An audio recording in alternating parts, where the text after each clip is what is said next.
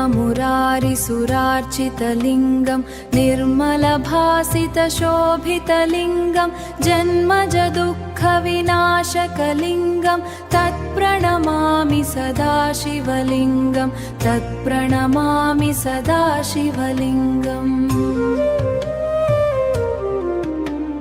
देवमुनिप्रवरार्चितलिङ्गं कामदहनकरुणाकरलिङ्गं रावणदर्पविनाशकलिङ्गं तत्प्रणमामि सदा शिवलिङ्गम्।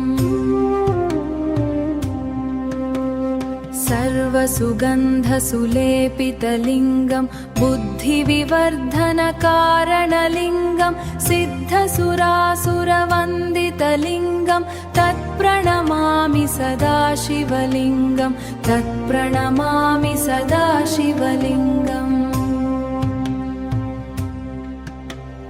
कनकमहामणिभूषितलिङ्गं फणिपतिवेष्टितभूषितलिङ्गं फणिपतिवेष्टितशोभितलिङ्गं दक्षसुयज्ञविनाशकलिङ्गं तत्प्रणमामि सदा शिवलिङ्गम्। कुङ्कुमचन्दनलेपितलिङ्गं पङ्कजहारसुशोभितलिङ्गं सञ्चितपापविनाशकलिङ्गं तत्प्रणमामि सदा शिवलिङ्गं तत्प्रणमामि सदा शिवलिङ्गम्। भावैर्भक्तिभिरेव च लिङ्गं दिनकरकोटिप्रभाकरलिङ्गम् अष्टदरिद्रविनाशकलिङ्गं तत्प्रणमामि सदा शिवलिङ्गम्।